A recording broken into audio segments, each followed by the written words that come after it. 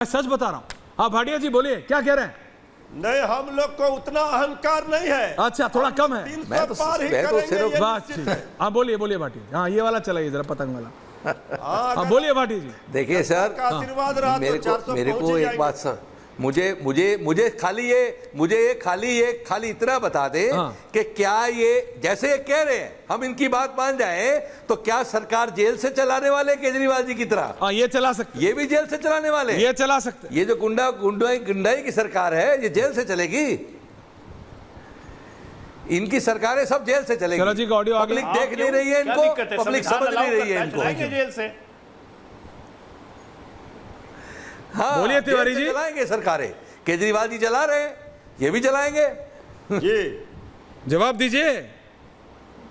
ये देखिए, हम तो अपने विपक्ष का पूरा सम्मान करेंगे। अच्छा, हम विपक्ष को जेल नहीं भेजेंगे, भाजपाइयों को और एनडीए के नेताओं को।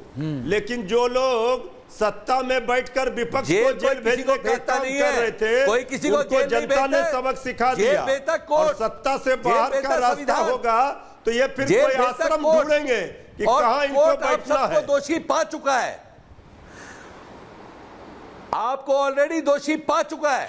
कोर्ट में आप सब लोग दोषी हो। कोई सरकार नहीं भेजती जेल किसी को, लोगों को भ्रम में मत डालिए। आपको कोर्ट ने जेल भेजा था, केजरीवाल को कोर्ट ने जेल भेजा है और लालू जी को भी कोर्ट ने जेल भेजा है। नहीं, काले धन का जो 15 लाख, अरे 15 लाख से ज्यादा लोगों को बेनिफिट मिला है, खाते में आ गया। 15 लाख से ज्यादा बेनिफिट मिला है हर घर में। आज पटना में लोग बाहर नहीं निकल सकते थे, अभी ठंडा रही है, अभी 4 तारीख बहुत गर्मी है, अभी हर घर में टॉयलेट है, टेम्परेचर है। अरे गर्मी तो सारी निकल जाएगी भैया, हम भी जानते हैं। ये सब आवाज बंद हो जाएगी। क्यों परेशान है ये? अरे सब कौन किसकी गर्मी नहीं निकल रहा है। एक second, Ajay Alok ji, Sharad Pradhan, two people now. Thank you.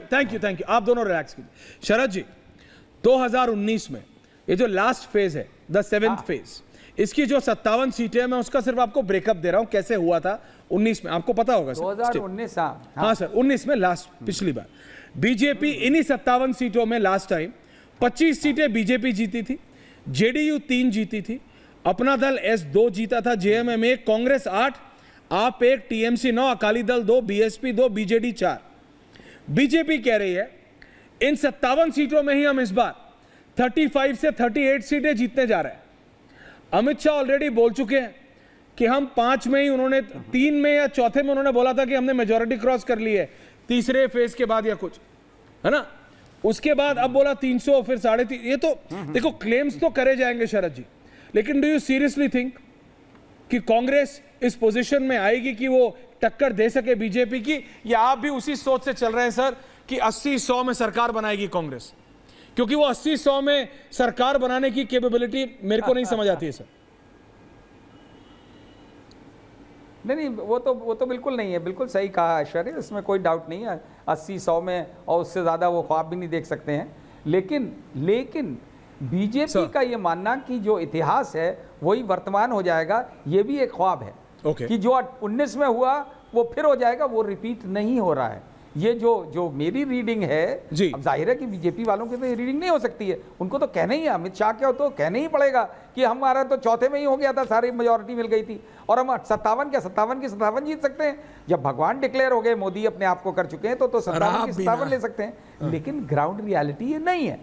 Ground reality जो दिख रही है वो तो चार को सबको पता लग जाएगा, लेकिन वो दिखते हुए लग रहा है कि नंबर्स गिर रहे हैं और वो स्थिति नहीं बन रही है। कोई वजह भी नहीं है बनने की जिस तरीके, और वो मोदी जी की जुबान जिस तरीके से चेंज होती गई है और जिस तरह उनको भगवान अपने आप को डिक्लेयर करना पड़ा, क्योंकि लोग यही मान लें कि भगवान हैं वो, तो सब सच ही बोल रहे होंगे। तो ये साफ जाहिर करता है कि उन्हें स्वयं भी इस बात का एहसास है कि ऐसा नहीं हो रहा है। माहौल बनाने के लिए कुछ भी किया जाता है, माहौल बनाने के लिए बहुत सी चीजें। अब ये तो खुद ही कहा कि 400 की बात तो हमने इसलिए करी थी कि लोगों को डराना चाहते थे जी, तो डरे होंगे विपक्ष वाले। जनता नहीं डरती है। नहीं तो क्या आपको लगता है शरद जी उसको इन्फ्लुएंस किया जा सकता है? तो ये बातें करी जाती है जनता को इन्फ्लुएंस करने के लिए। मुझे नहीं लगता है कि ये जो 57 सीटें हैं उनमें से 38 भाजपा को किसी तरीके से उनमें से आधी भी मिलना नामुमकिन है। चलिए आधी छोड़िए, 400 छोड़िए, आपको लगता है 272 ले आएगी बीजेपी? 400 का चलिए, इनको फंसाने के लिए था, प्रधानमंत्री ने खुद बोला था कि देखो ये तो इसी में अटक गए। मैं वो जो पॉलिटिकल पंडित आपके साथ बैठे हैं, ये नंबर्स वो बताएंगे, लेकिन आज है नहीं वो मेरे पास, होंगे कल। मोदी को प्रधानमंत्री बनने में काफी मशक्कत करनी पड़ेगी, काफी मशक्कत करनी पड़ेगी, क्योंकि नंबर्स जब गिरेंगे तो भारतीय जनता पार्टी के अंदर से भी आवाजें उठेंगी। अच्छा, लोगों का काफी जो बात करने में जाहिर होता है, काफी लोगों का दम घुट रहा है। अब तो आरएसएस वालों का भी दम घुटने लगा अजय जी, है। तो इसलिए, और जिस तरीके की बात तो उन्होंने, नड्डा साहब ने खुद ही कह दिया कि अब जरूरत नहीं है आरएसएस की।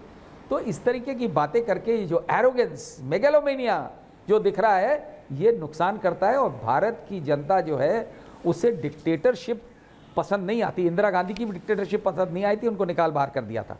तो जब भी कोई डिक्टेटर का रूप ले लेता है, और अब तो भगवान का रूप, भगवान तो डिक्टेटर से भी ऊपर होता है बहुत, तो वो मुझे नहीं लगता कि जनता उसको अच्छी तरह लेती है।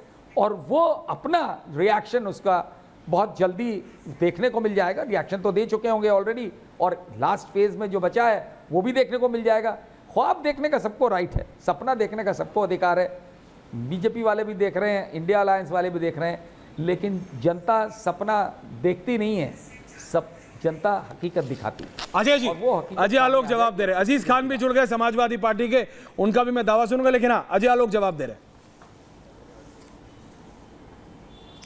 देखिए, शरद जी को तो मैं बस एक ही बात कहूंगा कि ये साधक और अराजक के बीच का चुनाव है। तो जनता साधक को ही चुनेगी, अराजक को नहीं चुनेगी। अराजक मैं क्यों कहता हूं, एक ही बात को बार बार बताने की जरूरत नहीं है। अराजक इसलिए क्योंकि जितने इस गठबंधन में लोग हैं, या तो बेल पे हैं या भ्रष्टाचार के चार्जेस में जेल में हैं, इसलिए ये अराजक हैं। इन्होंने जनता को लूटा है। साधक मैं मोदी जी को इसलिए कहता हूं क्योंकि वो प्रभु की साधना में करते हैं, और वो प्रभु का काम ही करने के लिए यहाँ आए हुए, इसलिए वो साधक है। जो आप बार बार उन्हें प्रभु प्रभु कह रहे हैं, प्रभु कह रहे हैं, वो प्रभु के साधक हैं, प्रभु नहीं है। गलतफहमी में मत रहिए। मेगालोमैनिया लोकतंत्र में उसको कहते हैं कि जब कोई माँ जाती है, कहती है क्षेत्र में जाके, लो मैं अपना बेटा आपको सौंपती हूँ, ये होता है मेगालोमैनिया, कि मैं अब महारानी हूँ, मैं बेटा सौंप रही हूँ, इसको महाराज बनाने की जिम्मेदारी तुम्हारी। ये होता है मेगालोमैनिया। शरद जी इतने अनुभवी हैं, तो मेगालोमैनिया को भी डिफाइन करिए अच्छा से।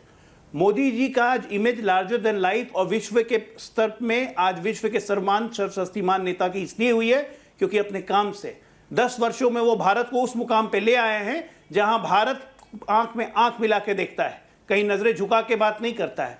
चाहे वो अमेरिका हो, चाहे वो रूस हो, चाहे यूक्रेन हो, चाहे इजराइल हो, भारत किसी से झुकता नहीं है। और इसीलिए विश्व का हर नेता मोदी को एक बड़ा नेता, एक स्टेट्समैन मानता है उनके काम से।